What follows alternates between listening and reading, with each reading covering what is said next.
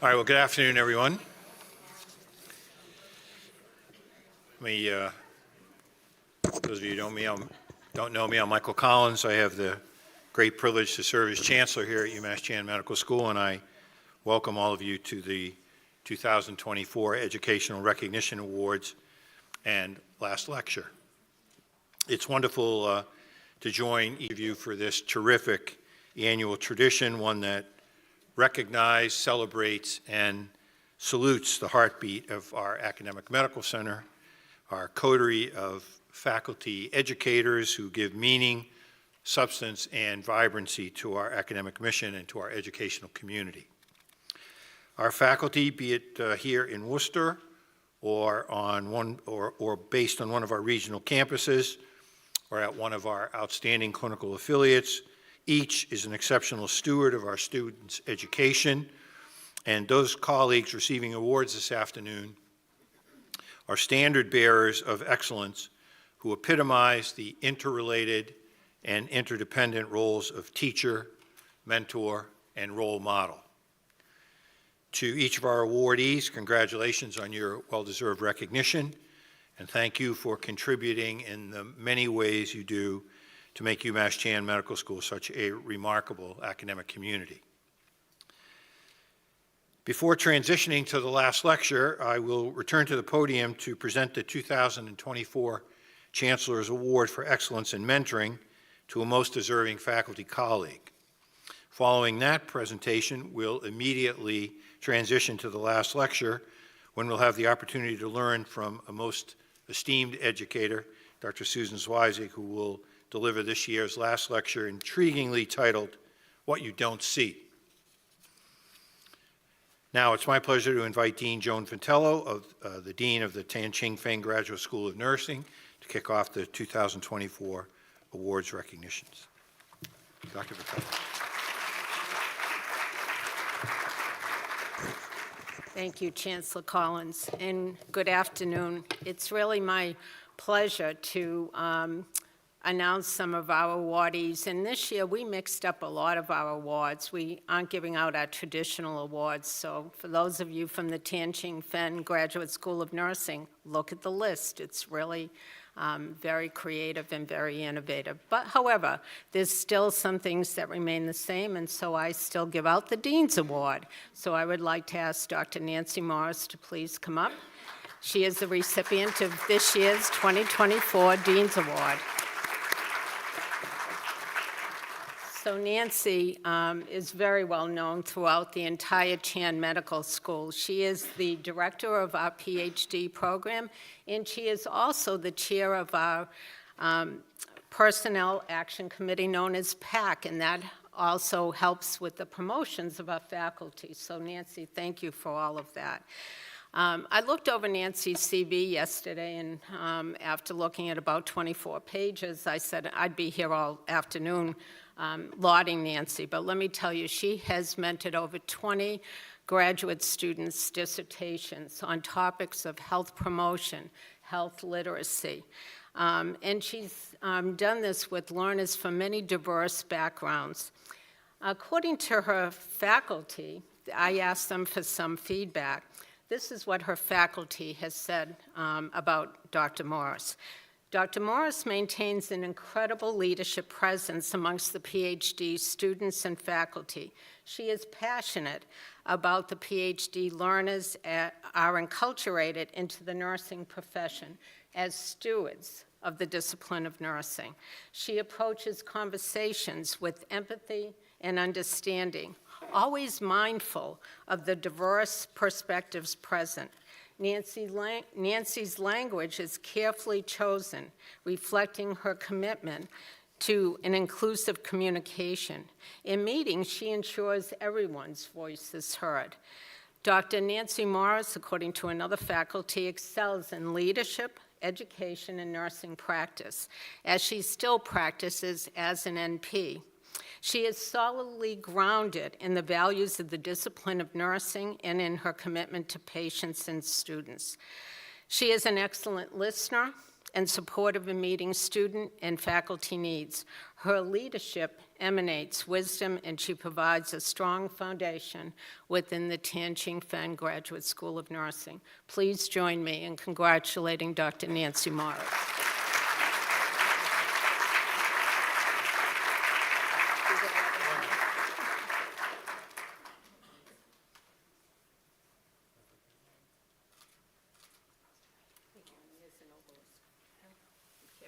It's sharp. Thank you very much. Thank you. So this is a new award, and this is a Clinical Education Award for outstanding contribution to our student clinical education. And this was an award that was actually, both our faculty and our learners named these awardees. So the first one is Jennifer Flynn. So Jennifer, please come up.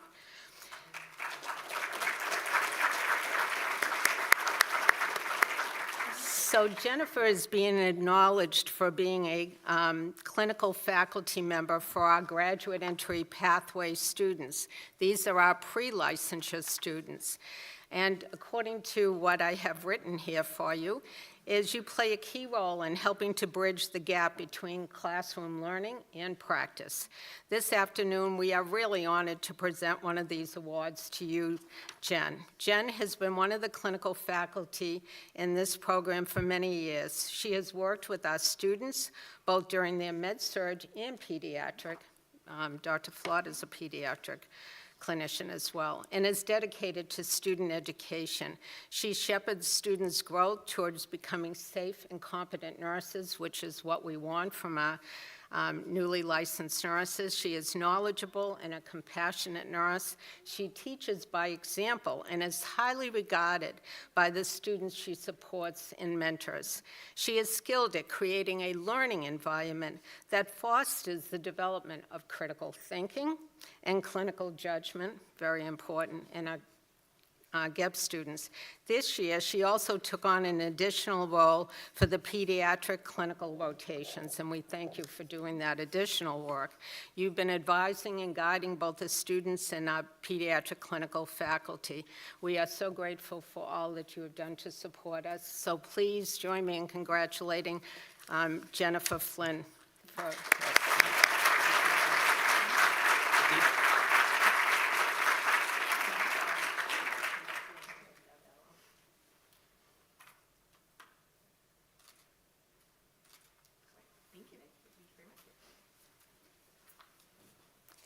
So our second clinical education awardee is Dr. Miguel Almeida. Come on up, Miguel.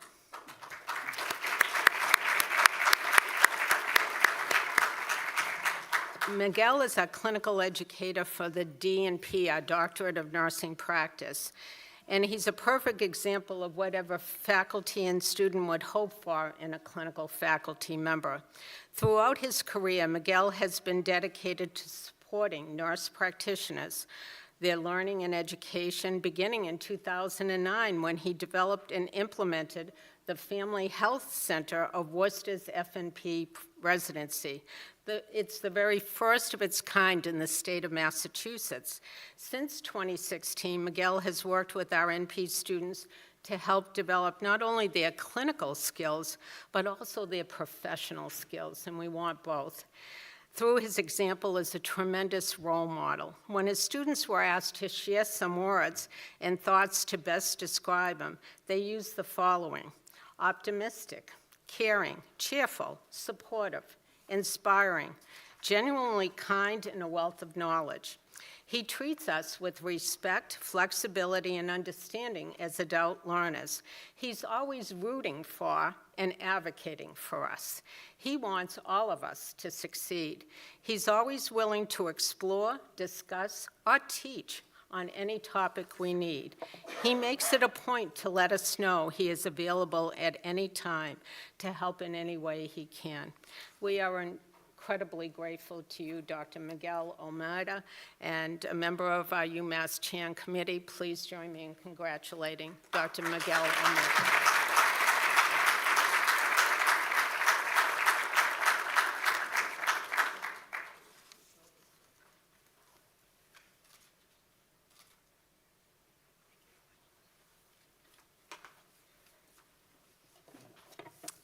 So our next award is another new award for us, and it's called the Student Education Award, and it's really for a faculty who has made an outstanding contribution to curriculum development or to student education.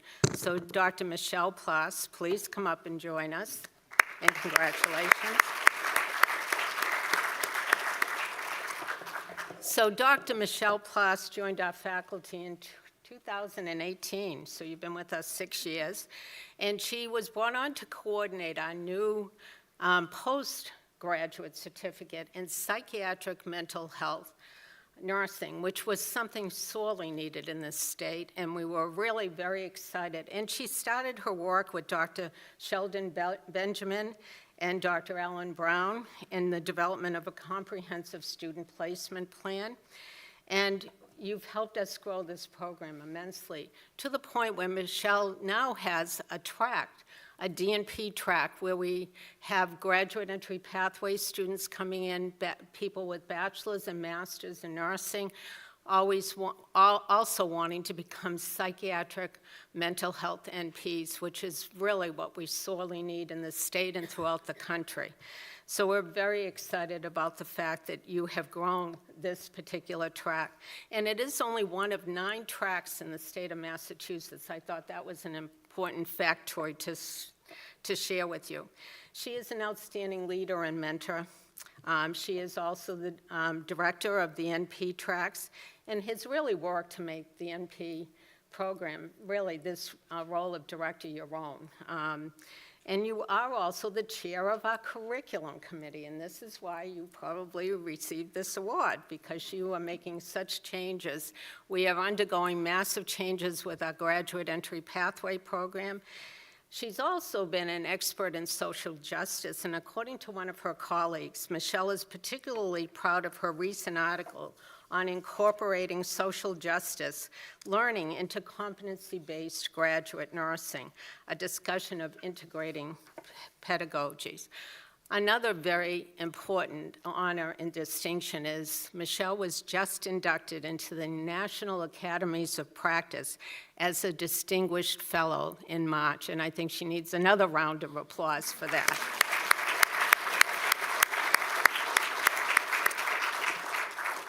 But that's not enough. Her program was just written up.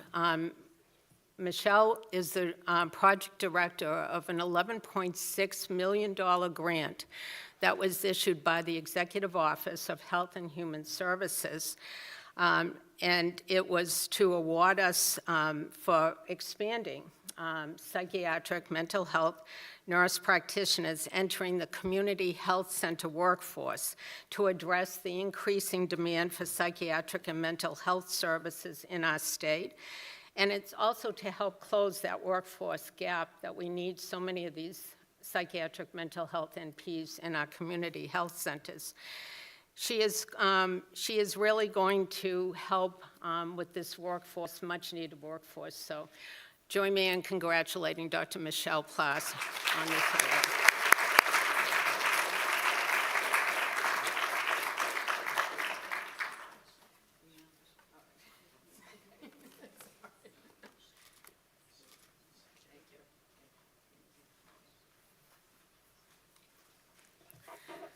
Now, these two have to do with patients, and I am so thrilled because as a clinician for 38 years of my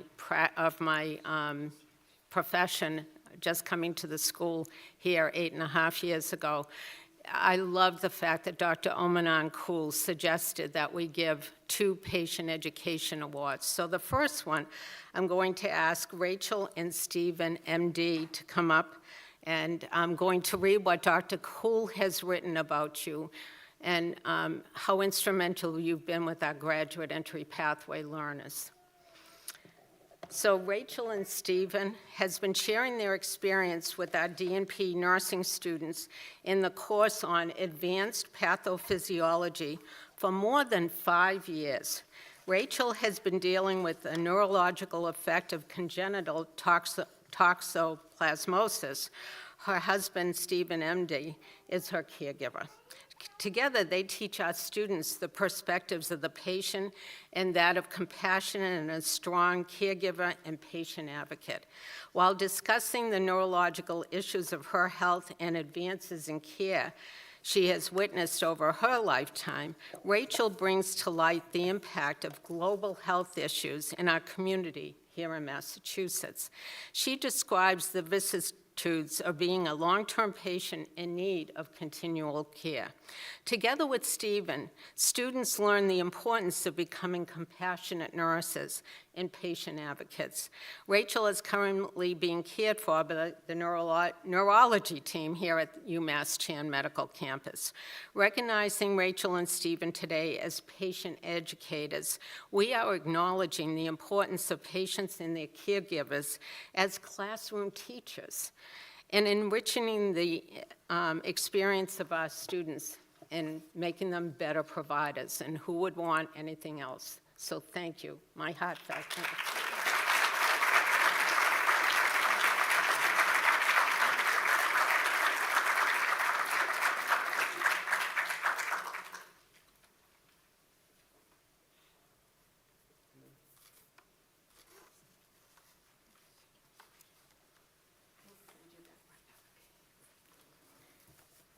And then the second family I'd like to ask to come up, and there's a whole row, two rows of them, are the Lambert and Walsh families. So would Shannon Walsh and Matthew Lambert please come up?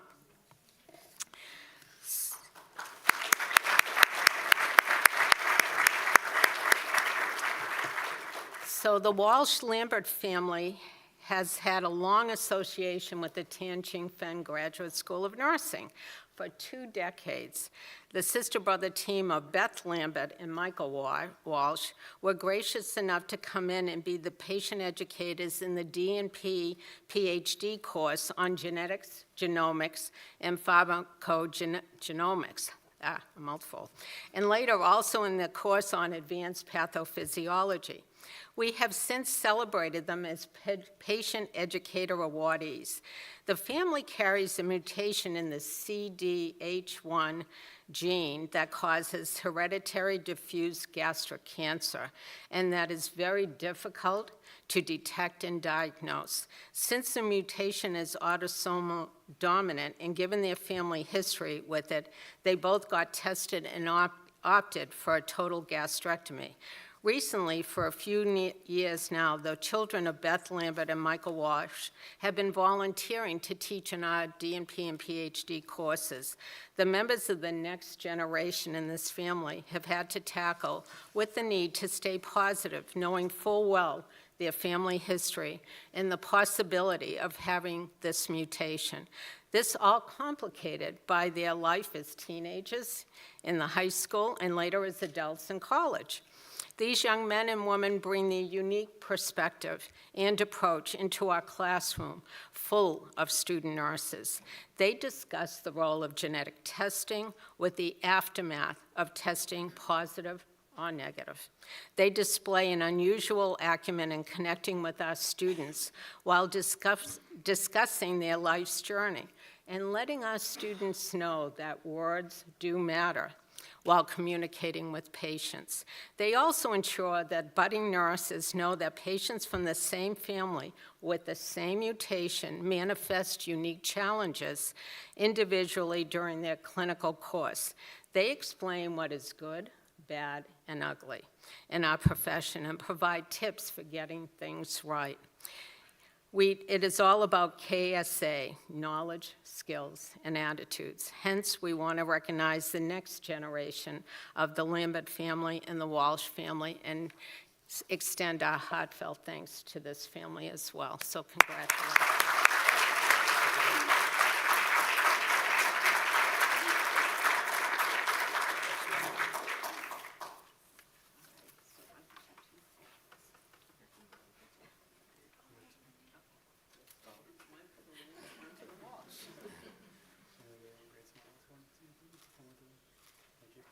Thank you very much.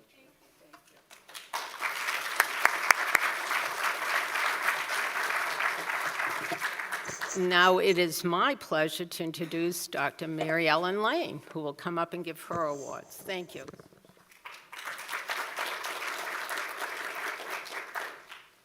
Thank you, Dean Vitello, and welcome, everyone. It is my pleasure now to award several of our faculty for their contributions to the Morningside Graduate School of Biomedical Sciences. So I'm going to begin with the Dean's Award. And each year I get to decide, based on whatever I want, who will get this award and why. And so it's a wonderful opportunity to recognize unique contributions of members of our community and to just state, I think, what are some very important values. Now, our recipient of this award today is Dr. Reed Pecula-Worley. And Reed cannot be with us, and he told me it was okay to tell you all that he is recovering from ACL surgery because of aggressive skiing in middle age. I have some thoughts about that, but mostly I have thoughts about what Reed contributes to our environment. So Reed is a professor in the Department of Medicine in the Division of Infectious Disease. His mentorship is, I think, exemplary. He significantly influences the academic and professional growth of graduate and medical students. He's guided 5, do I have that right? 5 PhD and MD PhD students through completion of their dissertation. And at least 10 of his significant body of publications have graduate students as first authors. Okay, this is an amazing achievement, made more amazing by the fact that his students usually complete their dissertation work with him in about 4 years. Okay, that takes intention, and it signifies the ability to make strategic decisions that enhance the student's research experience without compromising quality. He fosters an inclusive environment where everyone can perform at their best, and I've had the pleasure of watching his students, who are sitting there in the back, really grow into amazing scientists and outstanding professionals with strong communication skills and the kind of collaborative instincts that will serve them well in their careers.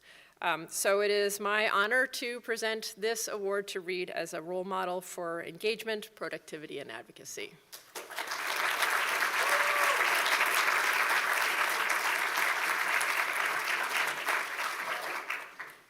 So our next award is the Faculty Award for Outstanding Research Mentoring and Commitment to Student Professional Advancement.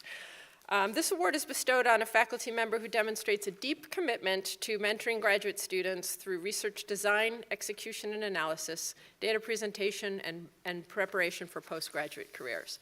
And I believe our recipient, Dr. Megan Orzali, is also not with us today. Is that correct? Oh, well, sorry that you're not here, Megan, but we honor you. Megan is an assistant professor, and her mentorship shines through in the glowing endorsement, glowing endorsement of her dissertation advisees.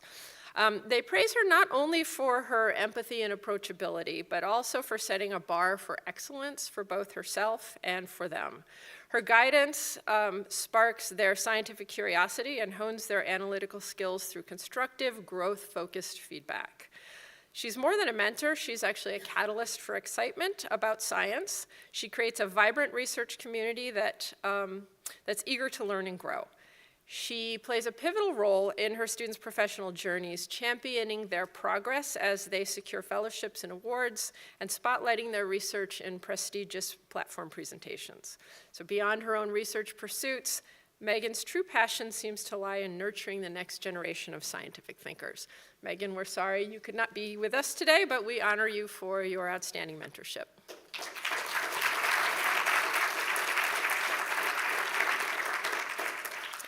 The next award is the Award for Outstanding Contributions to Trainee Mentoring and Professional Advancement by Postdoctoral Associates. And we have 2 recipients of this award. Would Dr. Rebecca Bider and Dr. Pablo Jimenez Gomez please come forward? All right, you're both here, wonderful. So this is actually a very special award.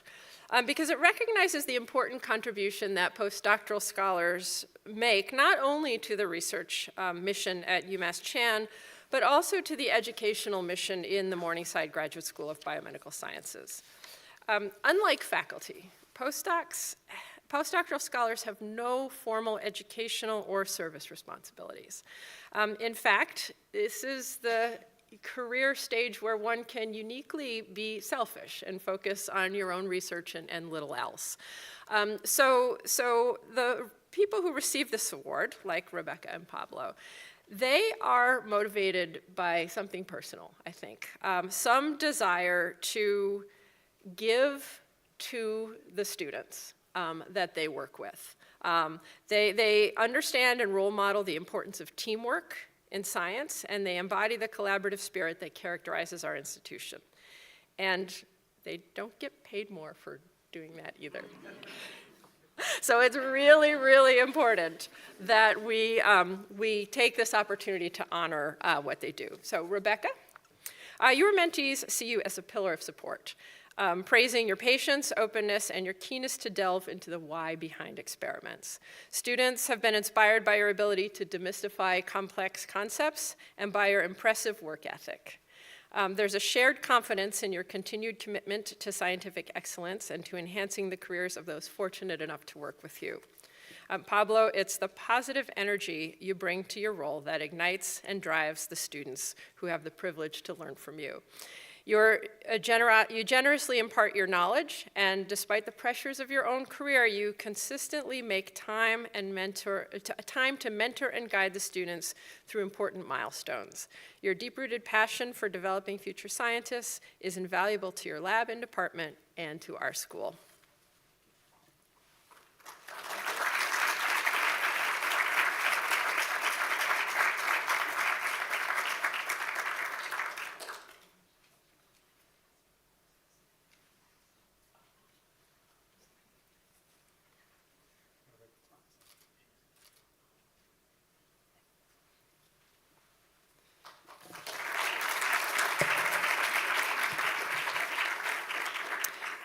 The award for faculty contributions in the lecture and classroom setting goes to Dr. Michael Lee, who I believe is also not with us today. All right. And this is bestowed to a faculty who's provided outstanding instruction to graduate students. Mike's teaching inspires both students and faculty. The students describe him as effective and engaging. He makes difficult concepts accessible and interesting. He creates a sense of psychological safety as early grad students learn to ask questions, to put original ideas forward, and to explain their thought process. And Mike's colleagues tell me that teaching with Mike makes teaching more enjoyable. So Mike, you're a true asset to our school, and thank you for all that you do.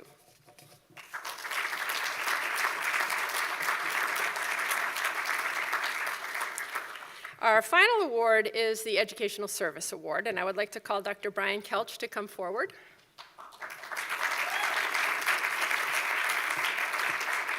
This award is bestowed on a faculty member whose committed service has positively impacted the GSBS learning environment. Brian, you exemplify the spirit of this award. So this is a newer award, and when I introduced it a couple of years ago, Brian's service is the kind of thing that I had in mind that I want to honor. So, your dedicated role as a program director for the BMB program stands out. Especially your hands-on approach to guiding student progression and your proactive efforts in encouraging your colleagues to complete evaluations in a timely manner. Your initiative has not only enhanced the student experience, but it's also set a very high standard for graduate program leadership. Your willingness to offer a crucial elective course in structural biology on short notice this spring was noted by everyone who nominated you and noted by me as well. I think as many of you know, the GSBS is in a growth phase and we're growing our enrollment and everybody's really excited about having more graduate students. What comes along with that is that we have to increase our capacity to educate students. And we found ourselves in a bit of a bind this spring with not enough elective courses. And Dr. Kelch, without hesitation, immediately stepped up in what was supposed to be his off year and offered his structural biology class. And I appreciate, Brian, that you recognize and understand the enrollment challenges and the commitment to growth in size and excellence of the Morningside Graduate School. For all that you do, Brian, we are truly grateful.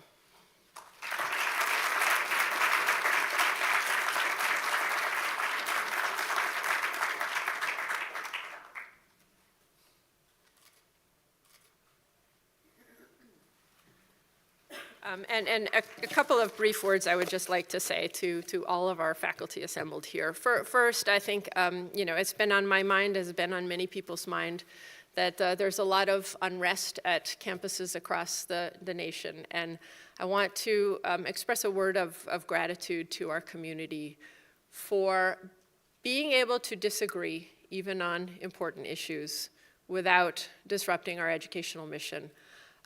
It's an honor to be part of a campus like this. And I think the second thing that I want to call attention to is that every single awardee here, the words that were common to all are going out of their way, going above and beyond, admiration for work ethic. There are a lot of demands on faculty. A lot of them are competing. And those of you who we honor today have worked outside, I think, the strict definition of your job description. That brings enormous value to our community, and I very much appreciate being on this journey with you. Thank you.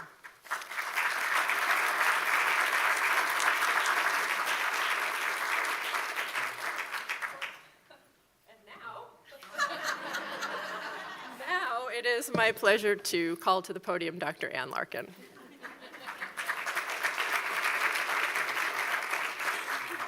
Don't worry, Dean Lane, I was going to jump up anyway. Good afternoon, everyone. I'm Ann Larkin, the Senior Associate Dean of Educational Affairs for the School of Medicine. And every time I have to get up behind Dean Lane, I just have to call out the fact that I'm always inspired by her words, and I think probably all of us in the room were, so thank you very much for those words. I have the honor and the privilege to provide the introduction for the presenters for the T.H. Chan School of Medicine Educational Awards. This is always a really exciting time for our campus, and it gives us the opportunity, I think, to reflect on a few things, where we've come from, but also where we want to go, charting our course in a manner of speaking. And as I was considering what I wanted to say, I thought about a couple of highlights that really epitomize our institution, in addition to the ones that Dean Lane noted, which I could not agree with more.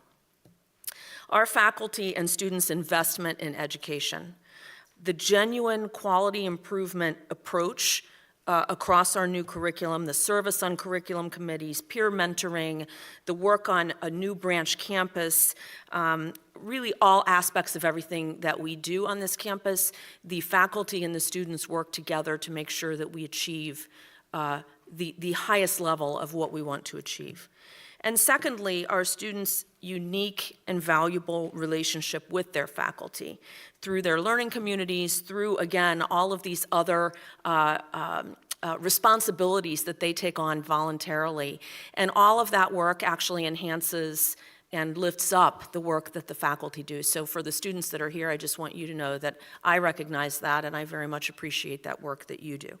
So I don't think that Dr. McMaster and Dr. Gianaris really need any introduction at all, but I will introduce them.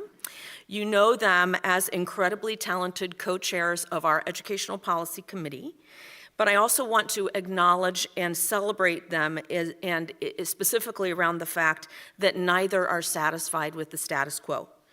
As leaders, both of them actively pursue best practice. They advocate tirelessly for students and faculty, as well as for the mission of the T.H. Chan School of Medicine. And for me personally, they serve as immense resources of wisdom and support, and I am very grateful for that.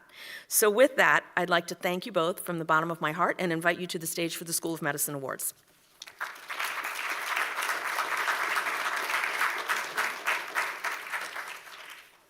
Hi, good afternoon.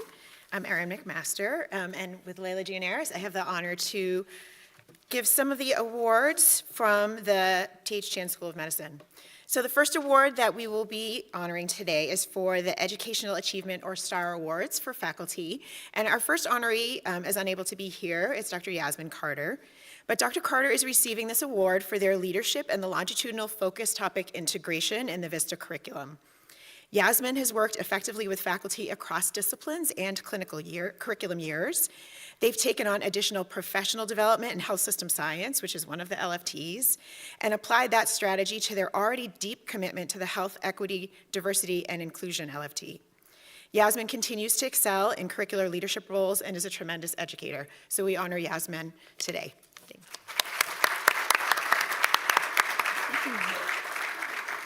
Hi, everyone. I'm Layla Gianaris, and I am very honored to present the Educational Achievement Award to Dr. Mara Epstein. Mara, if you could please come forward.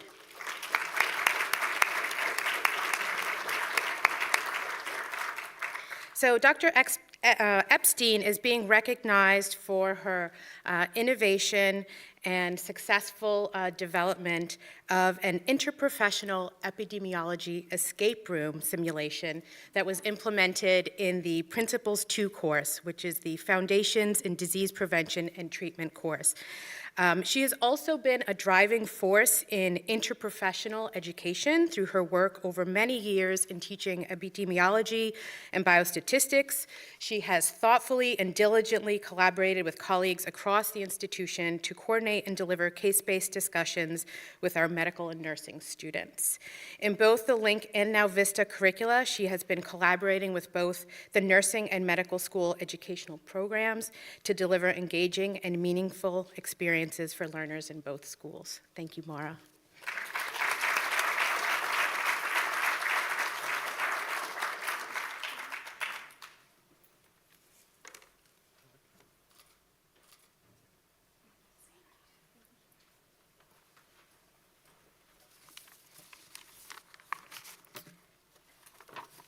And our final honoree for the Educational Achievement Star Award is Dr. Trish Seymour.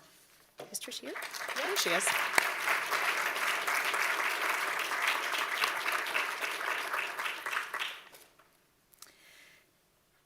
So Trish has been leading the clinical pillar of the curriculum revolution and has worked tirelessly to develop an innovative, relevant clinical curriculum that includes competency-based assessments and increased formative feedback for students.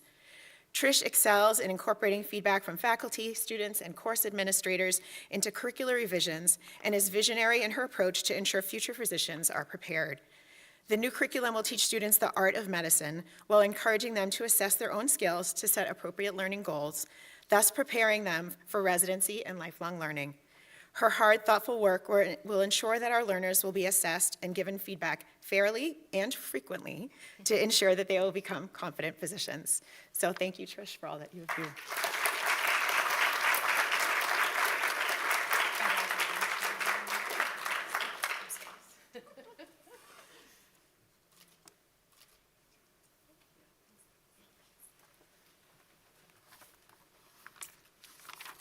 The next award is the Resident Fellow Award for Excellence in Medical Student Education. And this award recognizes a resident or fellow who's especially motivated and inspired to teach students, or serves as a mentor or a powerful role model for students, or improves the educational content of student rotations and clerkships. And we have one award winner from our Bay State campus and one from the university campus. So first from Bay State is Dr. Daniel Dreimer-Batka here.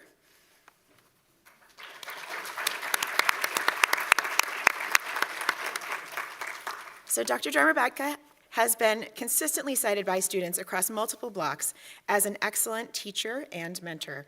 He exemplifies the pinnacle of excellence in teaching medical students, blending his deep knowledge of psychiatry with an unparalleled commitment to mentorship and student engagement. His persistent dedication to fostering a supportive learning environment, coupled with his ability to motivate and inspire, makes him an outstanding candidate for this award. His impact on our students' educational journey is profound and enduring. Thank you, Dr. Dreimer-Batka. Congratulations.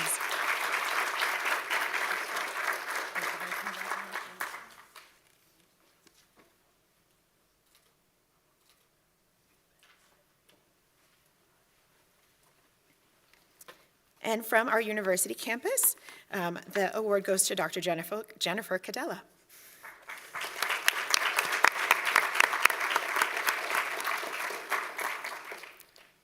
Dr. Cadella is a pulmonary critical care fellow who's taught in the respiratory block in the new VISTA curriculum, giving a lecture on physical examination to the medical school class. She's involved in teaching on the topic of COPD.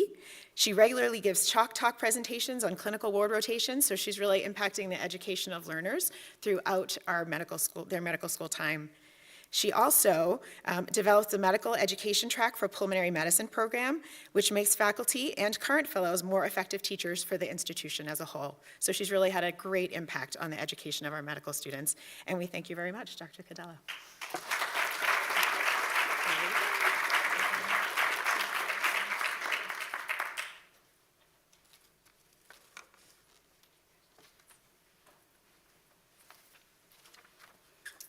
Okay, it's now my pleasure and honor to recognize our Student Star Award recipients.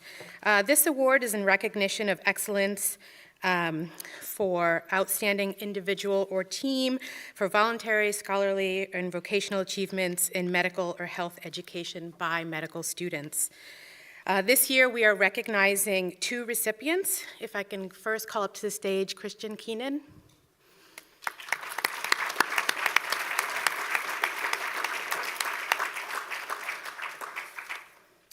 Christian has been dedicated to curriculum design and development throughout his tenure at UMass Chan.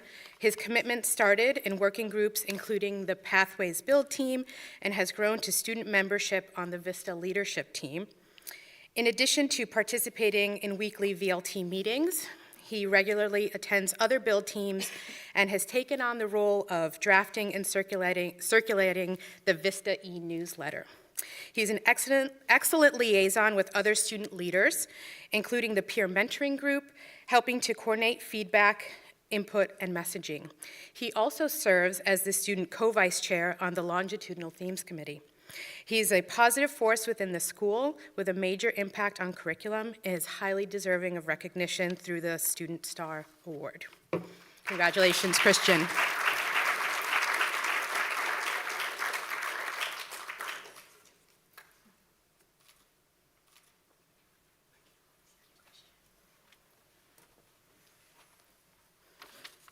And next, I'd like to call up to the stage Alex Richard.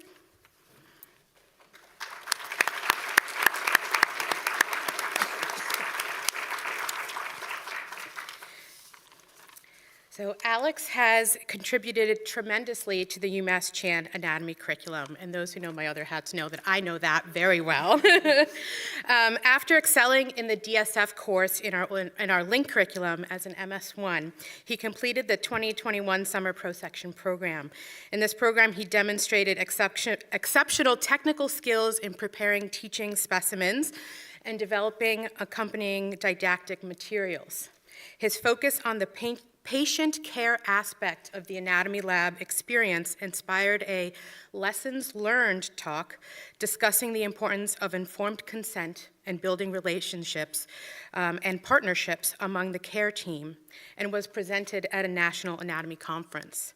As an MS3 and MS4, Alex enthusiastically donated his time to teach in the anatomy lab. He's a talented teacher who engages learners while helping them develop technical skills and content knowledge. He also provides emotional support and guidance as learners encounter their donors in the dissection process for the first time. His impact on the anatomy curriculum and learner experience has been exceptional and worthy of recognition through the STAR Student Achievement Award. Congratulations, Alex.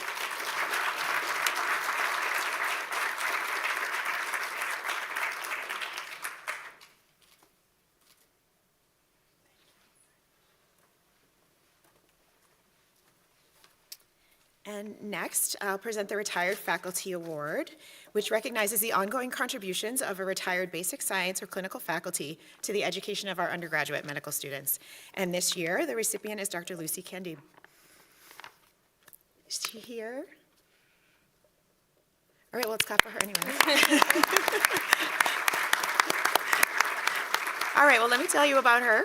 So Dr. Candide works tirelessly with the students in the UMass Human Rights and Asylum program, teaching students how to do assessments for people seeking asylum from other countries. She's trained many students in this important work and also on trauma-informed care. She's worked with students on capstone projects and with the Mick Hupert Scholars. For the latter, she's working with a student on brain injury from partner violence. She mentored that student through the project, and it was presented at the Family Medicine Education Consortium annual conference. Dr. Kandib, as a professor emeritus, is a mentor and a role model for women in medicine, helping others who are significantly marginalized. So we honor her today. Thank you.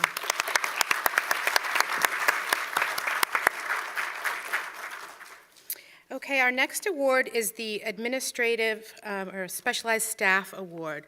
And this award recognizes the essential contributions of administrative and our specialized staff to the success of our educational programs and how they positively impact our learners and faculty. We have 2 award recipients this year. I'd first like to call up Jean Welker.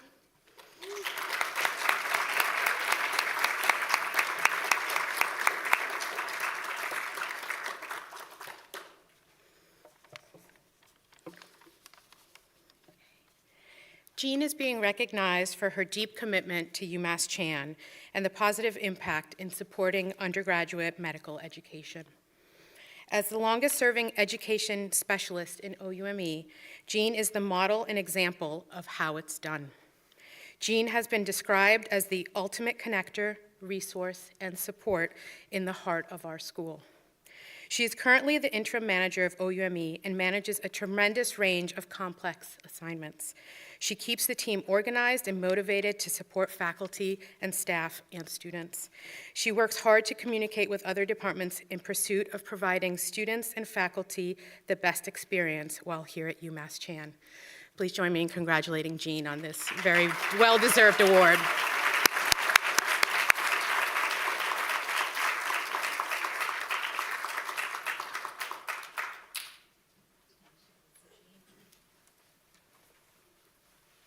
Our second award recipient is Deborah Ledger. Deb, would you please come forward?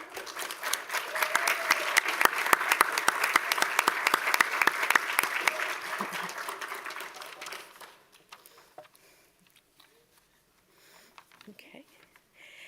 Deb is being recognized for her work in the Office of Student Affairs, and specifically her work with the team of clerkship administrators. As clerkships and advanced studies course electives at UMass Chan have moved forward with both increased enrollment and a new curriculum, Deb makes the clerkship coordinator's job easier by always being on top of everything and knowing just how to resolve issues or where to guide people when they have questions. Deb's wealth of knowledge, information, and knowledge of the tracking systems provides her with the ability to know when students add, drop, switch, want to move, have to move, either a clerkship or elective, and just the way that she handles that is beyond exemplary. She knows the student process and has the student schedules at the tip of her fingers. She knows where every student is at any given time. Deb is a consummate professional, always respectful, and always willing to help assist staff, faculty, and students. Deb, congratulations on this recognition.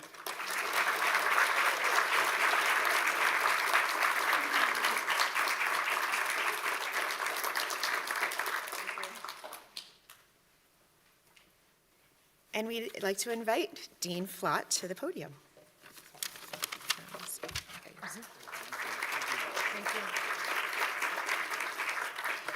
Thank you. So it is my privilege to announce the winner of the Lamar Suter Award, named for our founding dean, Dr. Lamar Suter.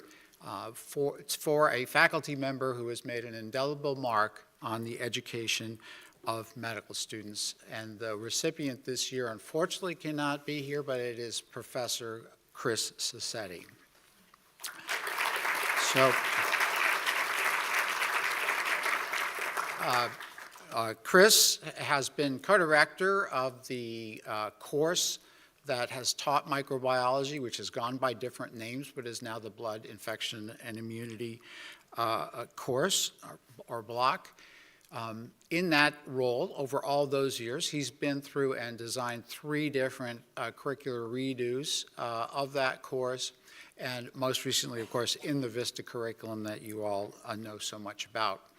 His teaching has been complimented by students for the clarity of his style and for the fact that he has a wonderfully approachable manner about him so that students feel quite open to being able to approach him for any questions that remain after he lectures.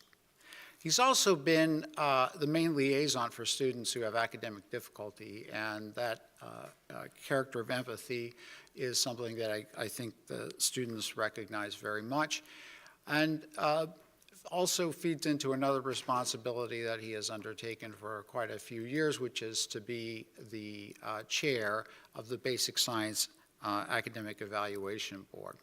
So for all this service to our students, please join me in congratulating and thanking Dr. Sassetti.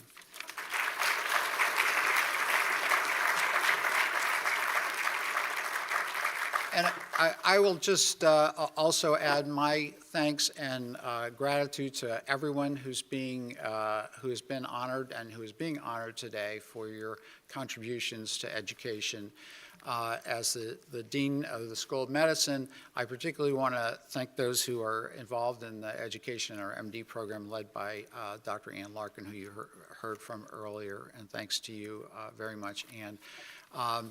You know, I say, and I think this is very true, that a dean is only as good as his or her faculty, and the terrific faculty we have had have made this school really something that is outstanding.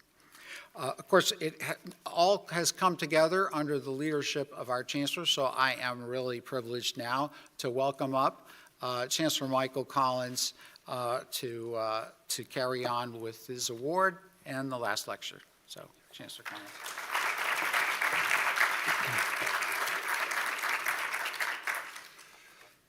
All right, so to conclude the awards portion of today's celebration, I have the wonderful pleasure to announce the recipient of the 2024 Chancellor's Award for Excellence in Mentoring.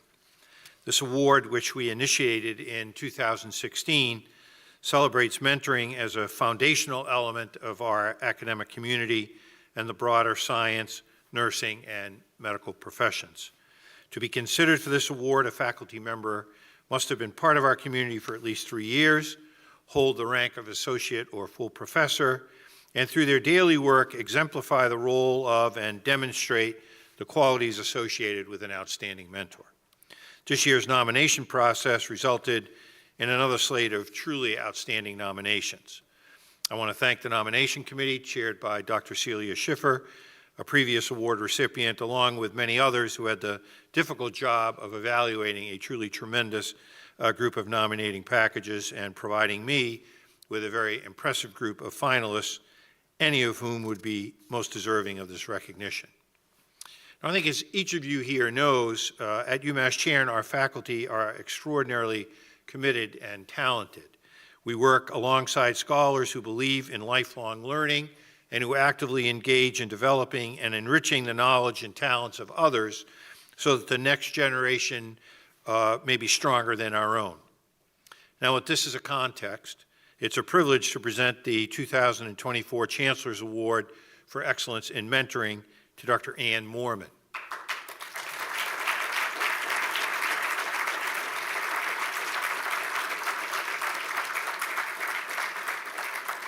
Now, Dr. Moorman would have very much liked to be here this afternoon, but today she is in Rwanda, attending the Multilateral Initiatives on Malaria Conference, which is held once every 4 years. One of her primary reasons for attending this conference is to show support to some of her mentees who will be presenting their research at the conference. This is the type of commitment to mentoring that we want to celebrate, and we'll find another time to recognize Dr. Moorman. Now I'd like to transition to this year's last lecture, a celebration recognizing the art of teaching and those within our faculty ranks who have distinguished themselves as master teachers and esteemed educators. The 2024 last lecture will be presented by Dr. Susan Zweizig, Professor of Obstetrics and Gynecology, who is the recipient of the 2023 Chancellor's Medal for Distinguished Teaching and the 2023 Manning Prize for Excellence in Teaching. By way of introducing Dr. Zweizig, I'd like to ask each of you to turn your attention to the screen.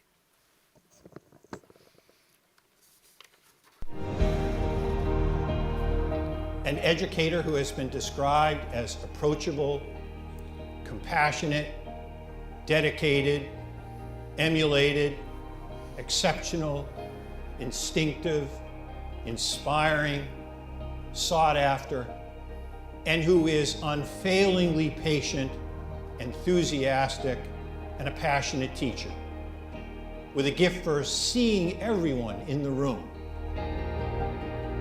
It's a privilege to present this year's Medal for Distinguished Teaching to Dr. Susan Zweizig.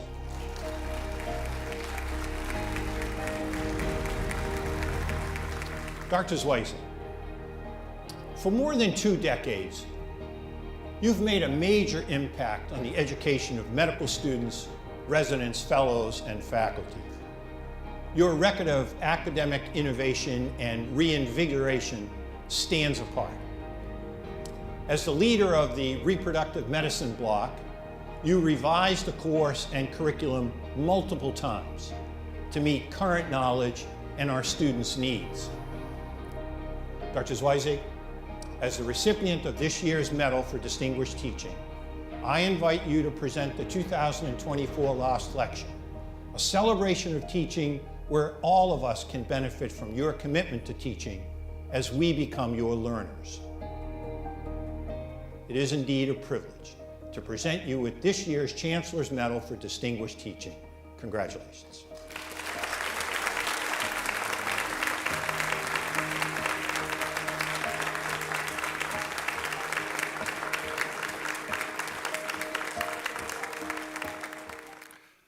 Dr. Zweizig is joined today by her husband, Wynn Bowers, and one of their children, Maddie Bowers. And we welcome the both of you to this afternoon's lecture. Dr. Zweizig, we're now ready to be your students.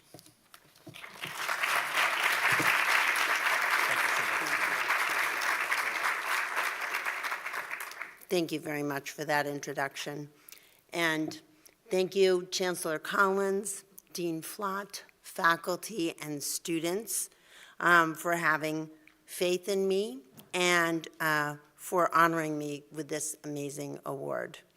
It's really a wonderful gift for me to be able to come to work every day and work with you, care for patients, and to teach.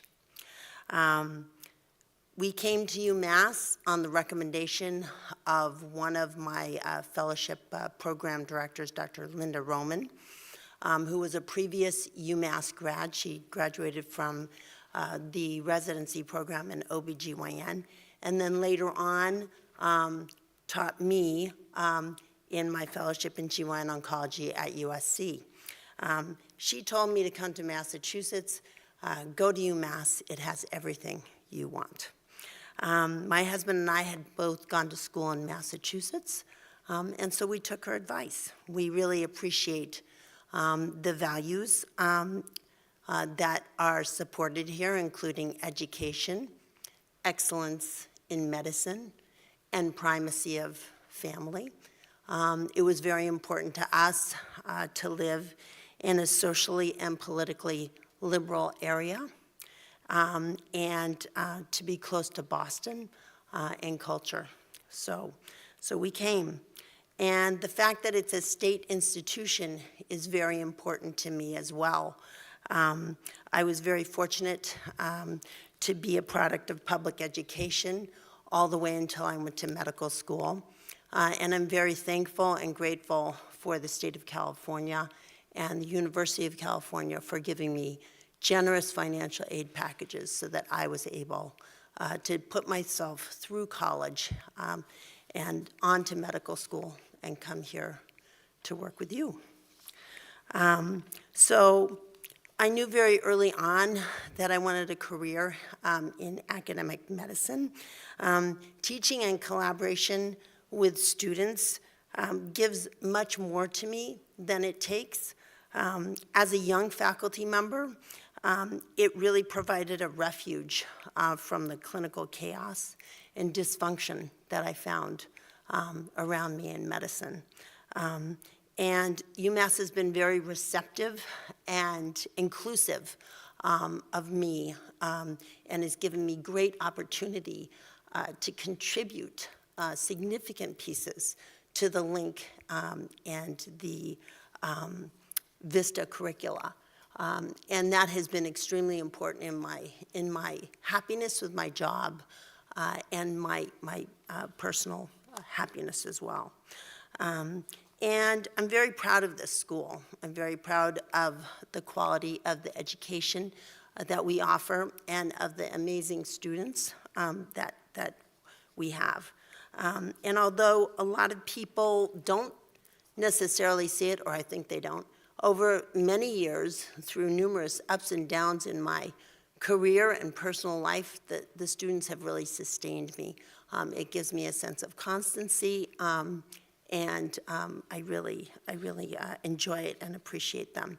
And when I'm really lucky, then they stay on as faculty members, or at least they let me try to recruit them back here. So by working here, I really feel as if I'm able to contribute to a greater good along with all of you. So when Chancellor Collins asked me what I was going to talk about, I was a little reluctant to tell him that some of our most important learning is figuring out not only who we want to be and who we are, but also who we don't want to be and how we don't want to interface with the world. And no, this talk is not about bad behavior. I'm going to discuss something much more universal. I think that some of the most powerful educational experiences we have involve examples and scenarios that are not intentionally modeled for us. And we have to really be aware of those. You can miss these.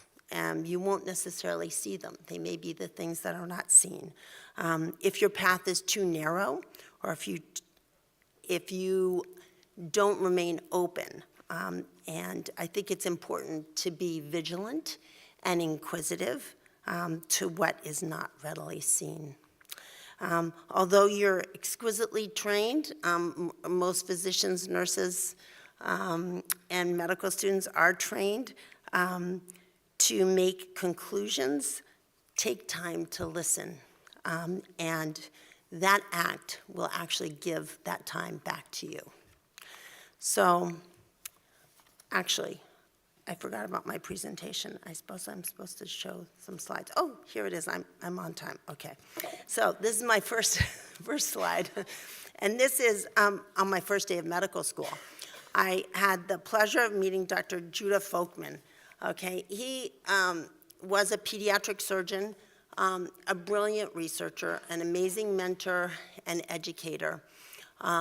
He was actually responsible for the initial knowledge that tumor growth is dependent on vascular growth. And he made inroads into the study of angiogenesis. He was criticized, he was ridiculed, he was kicked out a little bit from that, and people made fun of him, even when I was in medical school.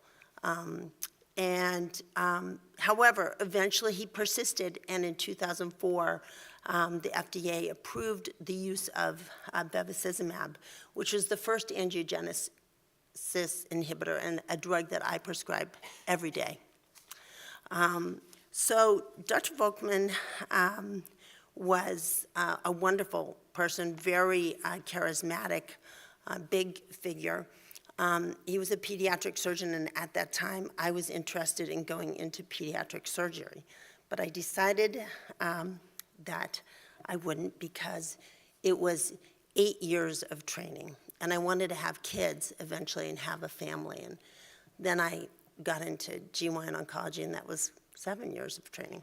So it wasn't that different, but anyway, it all worked out. And so he would have, he invited all students who were interested to his rounds. We call them Folkman rounds.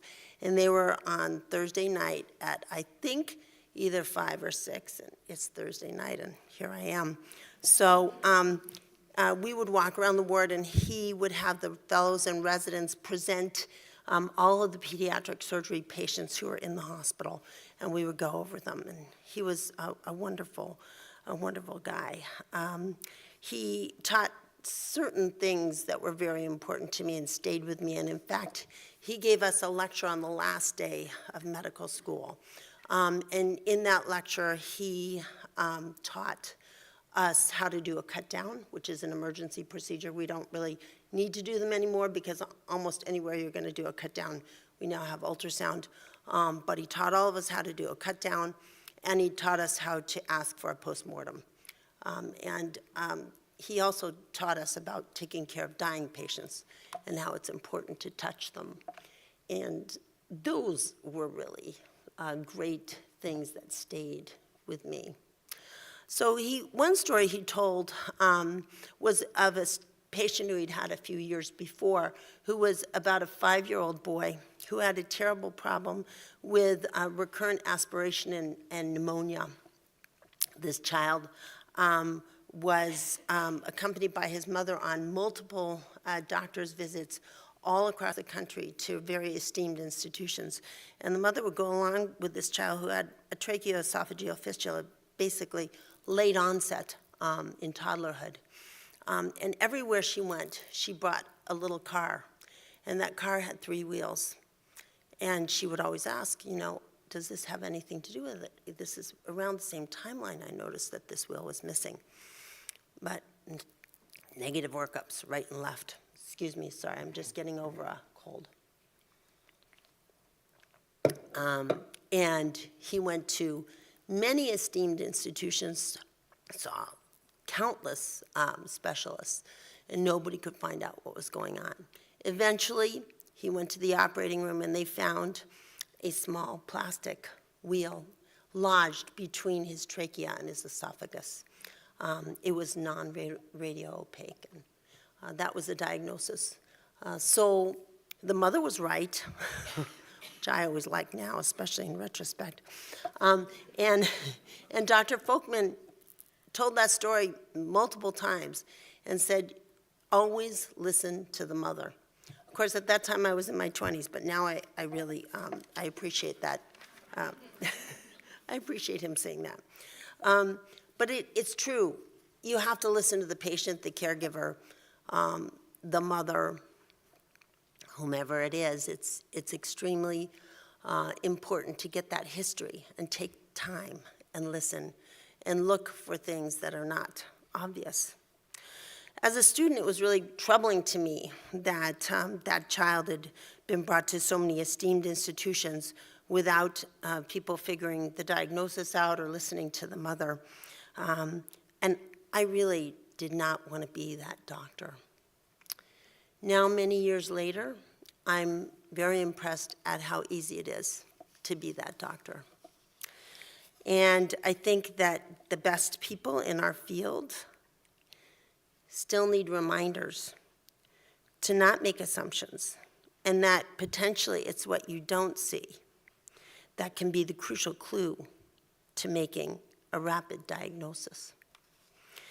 And I will be the first to admit that I'm a work in progress in that matter.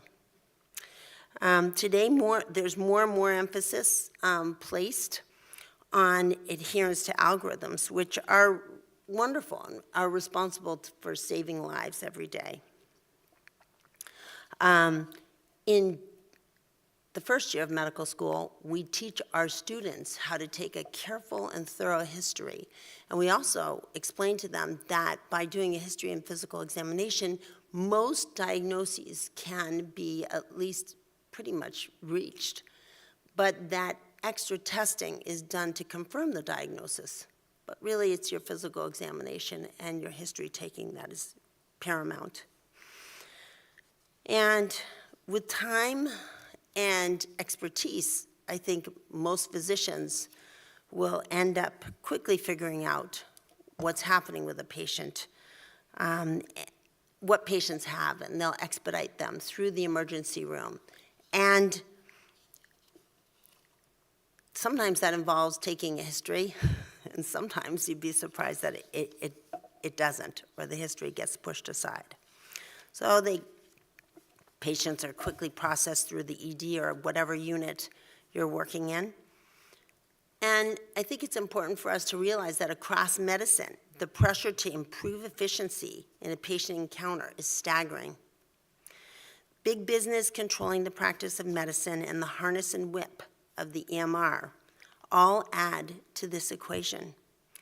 And if we don't watch out, the patients and the subjective can be squeezed out of the encounter entirely and out of the picture. From a patient point of view, one of my out-of-state family members said, "None of the many doctors that I saw for my problem cared to learn about what happened to me, and they would only consider a narrow slice of what was going on." Another out-of-state family member had nonspecific symptoms for 3 years, but the first time a physician examined their neck, they palpated a metastatic node, and they were diagnosed with cancer. So the others who stand to lose with this situation are the treating physicians themselves and society in general. Part of what sustains us is staying in touch with who we are, with our humanity.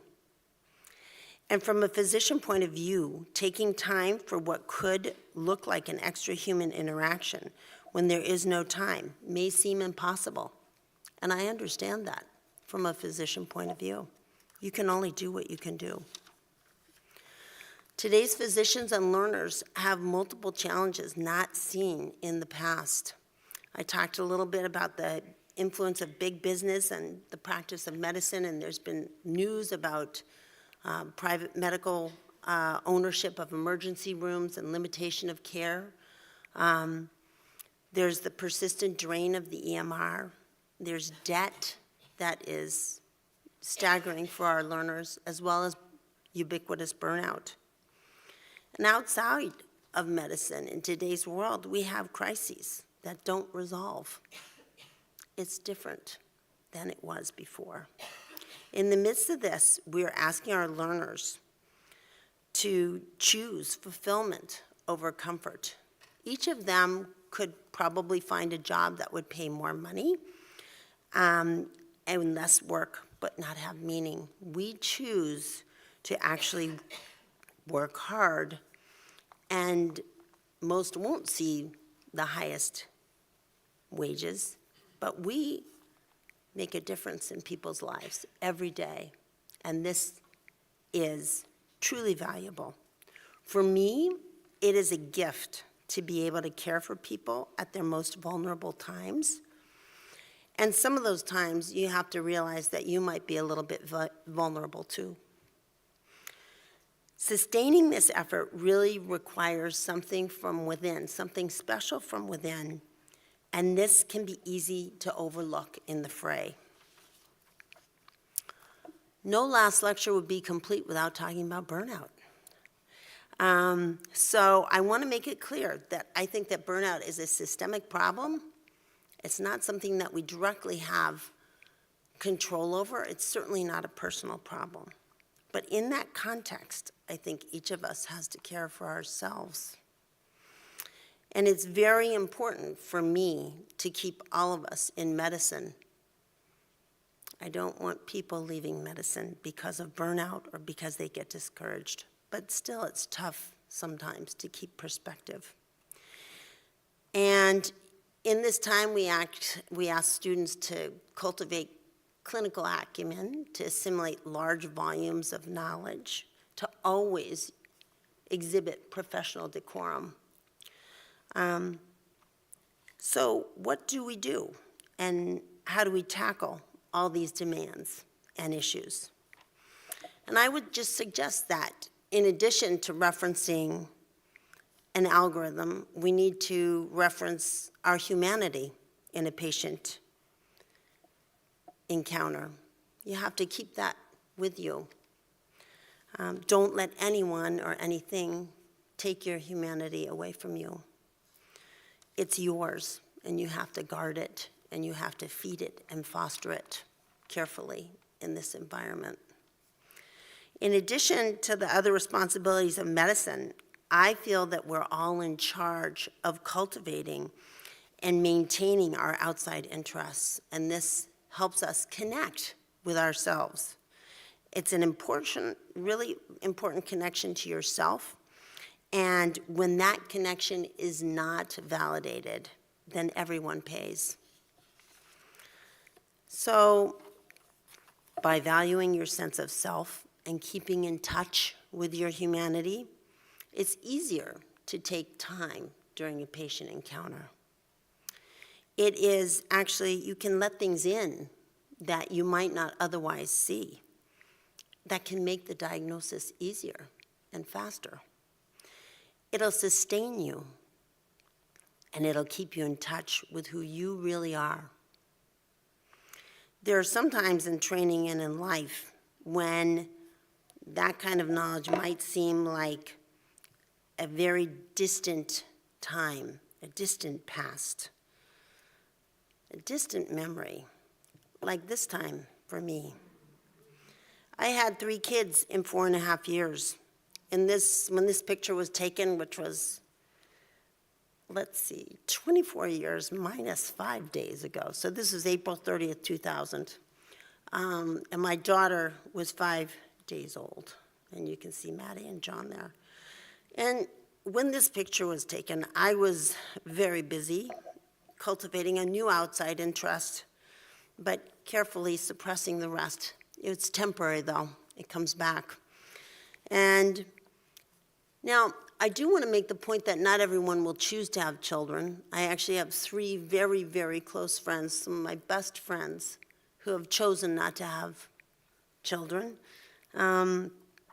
It's what I did, but I'm definitely not passing judgment on those who don't. And some of you will take whatever paths you do, and you know that I will respect them too. And children are unusual as outside interests. They definitely make their presence known. They're kind of loud, and they literally grow inside you.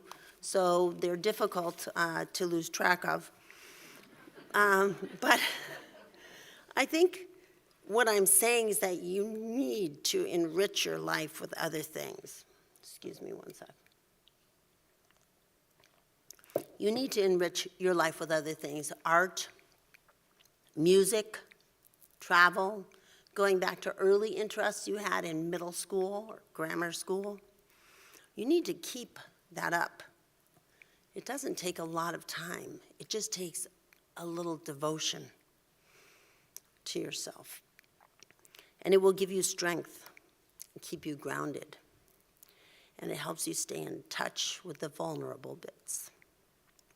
So these are the things that are not seen, that only you know. You know. So with your career, you're going to find that work-life balance is a balance. There's no map. You can't have everything you want all the time, but you can have a lot, an incredible amount. You just need to know yourself and realize that you know yourself best. And, you know, medicine can be very seductive. You have to be careful. Don't fall for the bait. You don't bite off more than you can chew. And the path is out there. It's just up to us to make it work. So what are my thoughts on making it work? I think that there are some things that you will learn best if you are willing to extend yourself. And you just need to decide if it's worth it to you. So I see a lot of educators and a lot of physicians in this room, and all of them have extended themselves.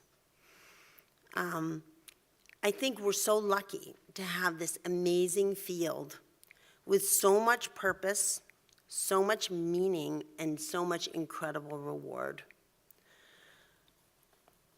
Like I said, it can be very persuasive, so you have to choose wisely. Once you figure out what you want and what you need, you have to find out where you can have what you want and then get there. For me, I knew I wanted to have kids. I knew I wanted to live close enough to the hospital that I could get home quickly so I wouldn't have to spend too much time commuting. I really like nature. I find it very healing and very restorative. It's always important to me to be able to go outside and be outdoors. And I wanted an academic job in a tertiary care center, and I wanted to be able to teach. So we looked at everything, and we decided to leave California. I chose to come to UMass because I could have work, full spectrum GYN oncology work in a tertiary care center with research, dedicated nursing. I was able to teach. I was able to practice the way I wanted, and I did not have my practice carved up by monetary means as they do in other institutions. And I was able to have kids and be involved with them, which was very, very important to me. This meant leaving my friends, but they came to visit. So this is a picture of Linda Roman, the former resident at UMass. This is her kids with mine. I also had to leave my family, but some of them relocated. This is my nephew, Peter, who relocated to go to school, and he actually has stayed in Massachusetts. You can see our dog, Ted. So I also had to acquire new skills. It was my decision, really. We learned a lot of snowy outdoor sports. We took long hikes on very nasty days and did snowshoeing and skiing and skating, and it was very important for me, for my kids to learn all those things that I had never learned how to do as a kid, because it was important for me to stay active in all weather. Kids got educated. None of them went into medicine, which is fine. They are good people, and they treat each other and others well, and that's the most important thing. So the other part is who you work with. So I'm really, really fortunate to have two partners. One of them is here, and I have a chair, and she's here too, even though she's a very busy person, has so much to do, all of them are, and so I'm very thankful for them. And it makes a huge difference who you work with. And you have to really consider all these things in terms of listening and figuring out what's happening that's not easily seen. You have to continue that with your partners and where you work. None of us are really immune, even though we're a very privileged group, physicians. We're very successful for the most part. This challenging work is not without toxicity. And so we need to remain vigilant and sensitive to those around us and value people for who they are. So another very important part of my life is teaching, and I couldn't teach the way I do if I didn't have my partners or my chair. And so I just wanted to say just a few words about that, especially to the students. You know, you may say, well, I'm a super specialist, and so I can't really, teach GYN oncology to every medical student. But really what you want to do is look at your field in a bigger lens. If you want to teach, you should do it. And you can teach along broad lines. So for me, it was patient safety because I do these complicated, very hazardous operations all day long. And I also give lots of toxic treatments to patients. So it was a natural extension of what I did every day to do patient safety.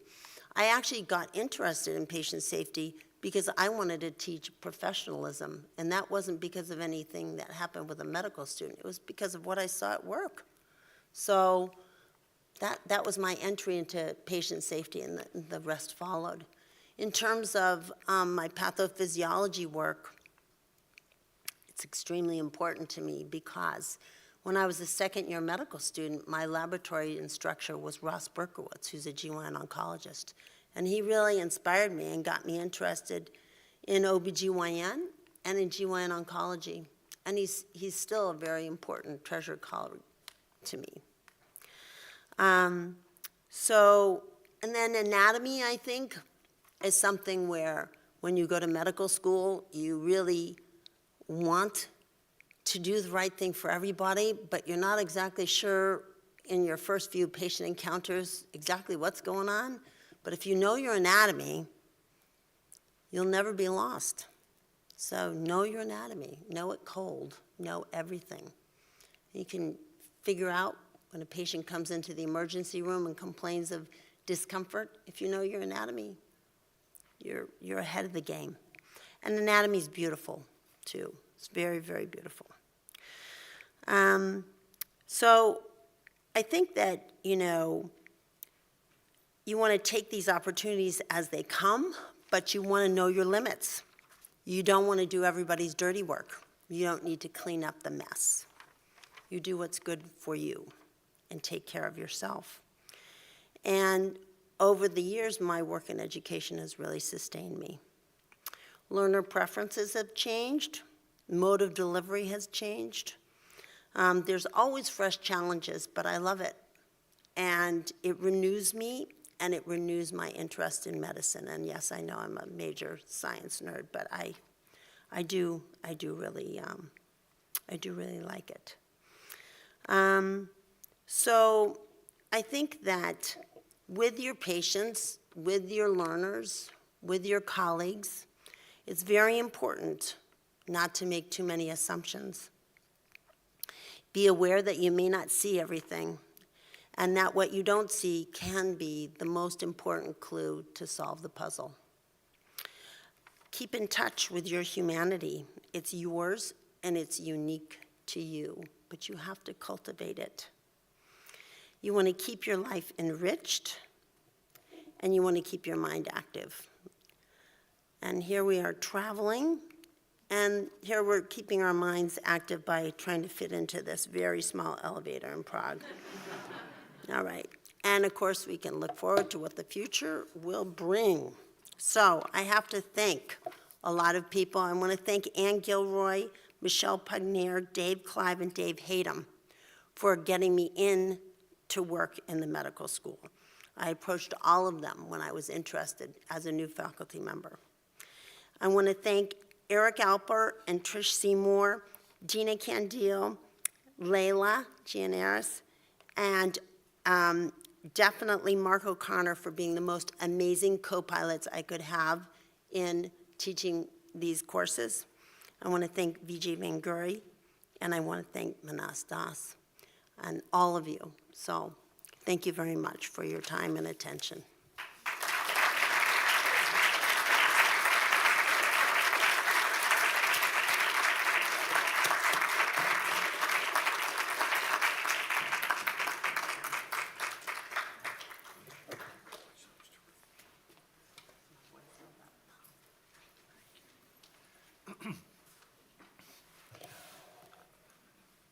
Well, you did the Z. I was told and one of those who wrote for you said, you always teach in the operating room, do the Z. And clearly, that was an outstanding lecture, and I thank you very much for taking on this assignment, providing us with your wisdom. I congratulate you again for being the recipient of the medal this year. I thank each of you for joining us this afternoon. I thank our deans for selection of the awards. Congratulations to all those who received recognition this afternoon. We really do have a marvelous place here, and I think if we work hard at maintaining our humanity, ours will continue to be a very special place. So thanks all of you for being here this afternoon. Congratulations.